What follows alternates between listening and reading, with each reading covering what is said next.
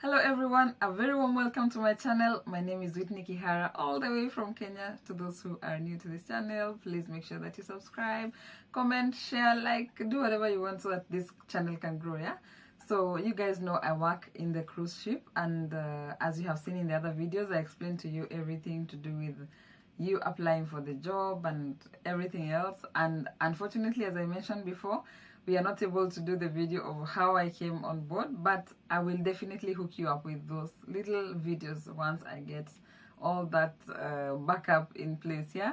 So today we are going to talk about the things that nobody tells you about the cruise ship jobs. And I don't know why I'm laughing. I'm laughing because you come into the ship with a lot of expectations, and you have a lot of things that you think about, and you are feeling that maybe this is how the cruise ship works, this is how everything goes, but sometimes it's different. So I'm going to tell you about those things that nobody tells you, or things that you need to know about the cruise ship jobs, yeah? I think most of us maybe have come from different backgrounds, and of course you've worked in different places if you have experience, because of course they employ you in the ship only when you have experience. So you have worked with different people, but it's totally different when you're working in the ship. First of all, you are so much away from home. So let's jump into those points, yeah, before I start preempting whatever I have in mind. Okay, the first thing that we want to talk about is time difference. You guys have just come from home, or you've just come from home and now you're in the cruise ship, and it's a totally different lifestyle. It's totally different when you have to talk about like, for example, for me, who comes from Africa, Kenya, you have to talk about the time difference whenever you talk to your family, because some of the times when they call, you are at work. When you want to call them, they're at work, or something like that. Like, the time difference is something that you have to always consider. I started with these negatives because I feel like, let's first of all know about the things that we need to know that are negative, more or less, and then we will know definitely about the things that you need to look forward to when you are working in the ship. So time difference is something that makes you even miss home even more, because also missing home is something that you have to bear with. You'll be away for the next 5 months, 7 months, or even 9 months, depending on what contract you have.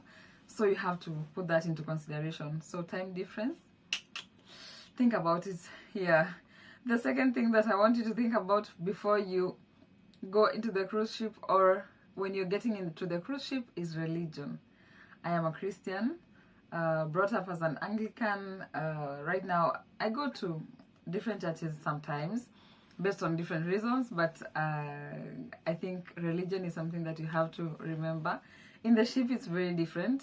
Whatever religion you come from, sometimes you have to merge into, like, just figure out how you're going to live your life and how you're going to put your religion out of the matter in very, very many different things. I don't mean that you need to, like, deny your faith or anything, but sometimes there are people who are not brought up that way, so you have to make sure that whatever conversations you have, whenever you're having talks with your people around you, you have to be very careful about religion. And also, there's not so much growth, religious growth, that comes into it, because it's more about work. But you have to back up yourself. If you have your Bible, like me, I have my Bible, I have my golden bells, I have all those things. And also, I watch YouTube videos that help me grow as a Christian. So make sure that you do that, but do not affect your job because of all those things, because that's part of the things that can easily make you like, make other people uncomfortable, and that can easily make you also go home, because it's a lot of rules and protocols on how you deal with yourself and other people around you. Yeah.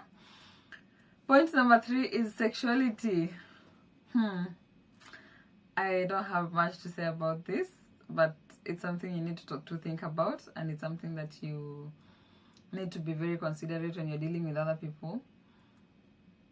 I come from a different kind of a background where we don't talk about some of these things very much, and we don't have a lot of sexual orientations mentioned very often. But in the ship, you will find all sorts of people. Most of them are going to be your best friends. So this is what you have to do. Make sure that whatever conversations you have, put into considerations that whatever sexuality people come from, we are now here in the ship, all of us together. So make sure that you mind other people. We understand that you have a different opinion.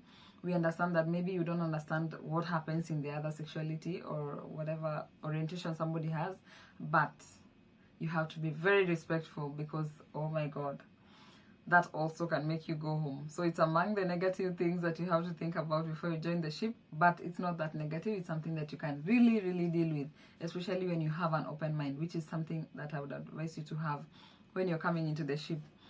Point number 4 is racism. This one is not very often, and sometimes it's not very outright, but you'll have some people who are racist. Unfortunately, that's the bad news. Some of the people are not going to be that good to you, and some of them, you can easily tell they judge you because of your skin color or because you come from a certain place, and it's not anything you can do about, because somebody who is racist to everybody. Like, if I am a person who doesn't like people from a certain part of the world, I will hate all of them. So it's something you have to deal with. Just have it at the back of your mind. It's not that it happens all the time, but just have it at the back of your mind that it can happen.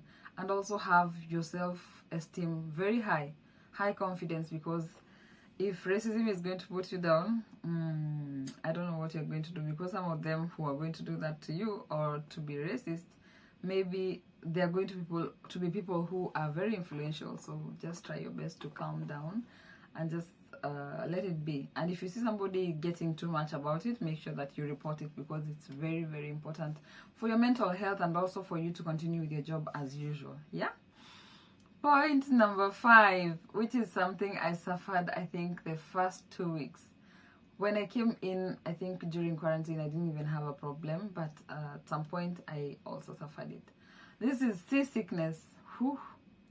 Seasickness will affect you at some point of your life, because when we are going to some places, the sea is very rough, considering you're working in the sea, of course.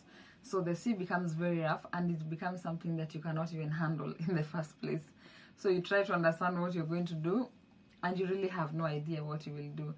So what happened to me on the first those first 2 weeks when I got seasick, I was at work. I was alone in my workplace. So I called my assistant manager. I told him I don't know what to do, because I'm feeling very sick. I feel like I'm having nausea, like I'm nauseating. And then I feel like I have a headache. I really don't know what to do. And coincidentally, I had just had my booster shot, the COVID booster shot, the previous Saturday. Oh my god, just like 2 days. So the intensity of this seasickness was just bad. I just made sure I asked him, and then he told me, I'm going to get somebody who will come and release you, and then you need to go to the reception to pick some seasickness pills, but you can also take the ginger ale. Ginger ale is also very nice for seasickness. So I decided I'm going to follow his advice. So when I went for the seasickness tablets, I went to the line, and I could not even stand in the queue waiting at the reception, because we picked them from the reception. So I was there standing and waiting for them to give me something, because I was just feeling like it's too much. And then the people who were at the reception, the lady who attended to me told me, you have any problem? I said yes. Then she asked me, what's the problem? I said, I have seasickness and I really can't handle it, because I just came in recently and I don't know what to do. So she told me, you should have told me. You shouldn't even have stood in the line for long, because first of all, you're a crew member, so you have a priority to have your problem solved as soon as possible, so that you can go back to work. But also because this is something that can be very serious at some point. So she gave me the seasickness tablets in one nice envelope, and then she told me what to do, and then she told me just to take a rest if possible, or if it gets too much. So I went back to my station and when I took the tablets, now it got even worse. I was just feeling like it's a big headache, and the nausea was just getting worse. But at some point, I don't know what happened, it just went down. The seasickness tablets really help you just to calm it down. So seasickness is something you have to have in mind. It doesn't last long, and most of the time it's not even that often, but just have it in mind that it can really happen. So yeah.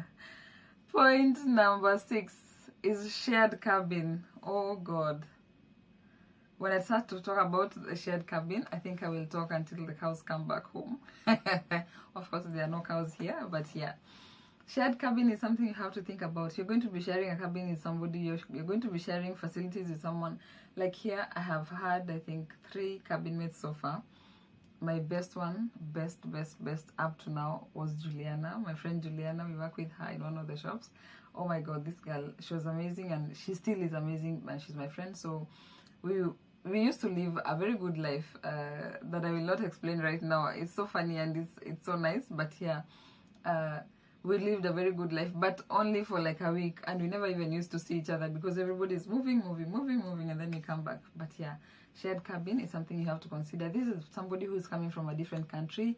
This is somebody who you don't know if they are like if they understand you when you come into the cabin at weird times, or maybe you want to rest at a certain point when they want to talk and such things. And at some point I think I had issues with the people I was living with, but I just decided to make it like just to put it at the back of my mind because I didn't know what to do anymore. So yeah, shared cabin, shared toilet, shared facilities here, something you have to think about. Point number 7 is long working hours. I don't know how to emphasize this, but you guys know you're here on a contract, and you're here to just make sure that you work and then go home, rest, and then come back for vacation and all those things that I will explain later, like the protocols and everything. But literally it means there's nowhere else you're going because we are at sea. So the working hours can be long, especially for some departments. I thank God my department is not that busy sometimes, but sometimes it gets very busy. Like right now I just came from work, so I know it can be tricky sometimes, but you have to consider that you will be working for long hours.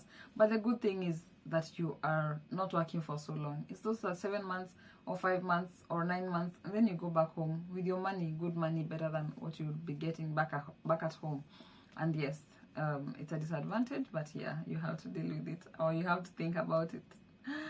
And also that you have no days off. It's under the same point. So long working hours and you have no days off, because when you go off, who is going to be working in your shift? Think about it, you know? Yeah. So another thing is that life moves on very fast. That's point number 8.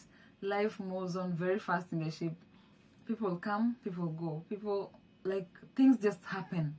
And you don't even have time to think about so many things.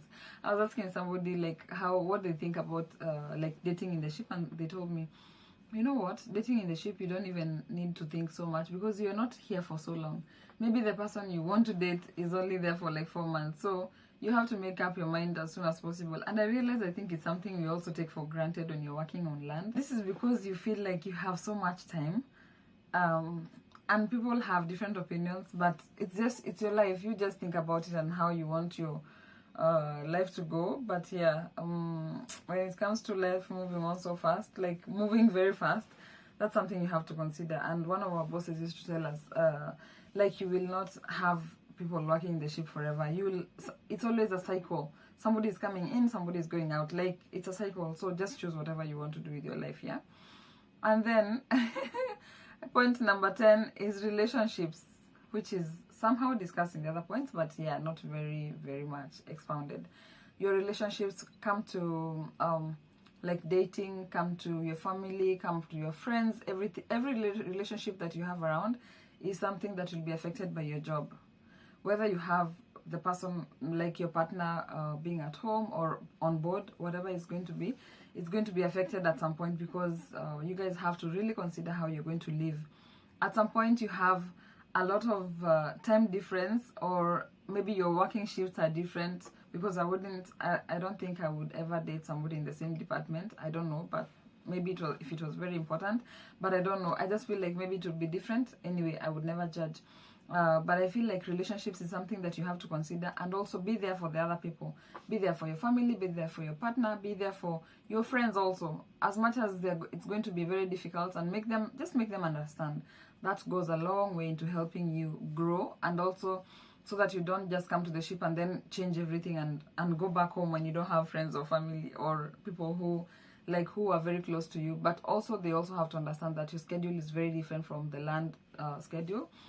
And that here, most of the times when you're working, you're not even allowed to have our phones and all those things. So consider that relationships somehow are going to be affected. Woo. That was point number 9, I'm sorry. And then point number 10 is food, which should have been somewhere above there. But you have to think about the food that you eat in the ship. in the ship you don't have a lot of luxury, and unfortunately that's something you have to deal with. The food that you have around is what you have to eat. Unfortunately, that's it. You have a lot of food from home, you have a lot of luxury, you can always have yogurt, you can always have fruits all the time. Here we have schedules. You cannot just eat anytime. There are schedules for food, because there are also people who are working in those departments. They also need to rest at some point. New food needs to be prepared. They're also making food for the guests. So food, you have to think about it. Yes. And then point number 11 is time. Oh, Whitney. Time is very important in the ship, and it's something that can really affect you. 1 minute can cost your job. 1 minute, one single minute can just cost your job. If you think that you are not going to make it to a certain place, please make sure that you call somebody who can help you, or who can relay the information that you are not there. You cannot get late to come back to the ship. You cannot get late to go to work. You cannot get late to go for your meals. You cannot get late to release somebody for break. Time is very, very important. So this is something that you have to consider all the time. There's so many things that I want to tell you guys about working in the ship, and mostly what you have to be aware about and things you have to be thinking about when you are coming over for ship or cruise ship jobs. But yeah, that's more like it. And I want to give you a surprise that I will have another video for all the beautiful things that you need to look forward to when you're working on the ship. Oh my god, like, I want to tell you, but no, I will not tell you, because I want you guys to be curious, and I want to meet me in the other video, the next coming video, when we talk about the things that you need to look forward to when you're in the ship. So guys, thank you very, very much for your beautiful and awesome support. You guys have been amazing. I really thank you for sharing my links. I thank you for just tapping into the videos that I share. It really makes a big difference. And I wanted us to get to 500 subscribers. Yay, 500. Let's go for it. Guys, thank you very much. I have been amazed, and I continue like to be very happy to see what you guys are doing in this channel, and also commenting, and just everything that you're doing to make this channel grow. Thank you from the bottom of my heart. If you guys want me to shoot anything, please make sure that you let me know as soon as possible in the comment section, so that I tell you what you need to know about the ship. Yeah, thank you very much, guys. Yay, that's all the time we had for today. Thank you very much, guys. Blessed time.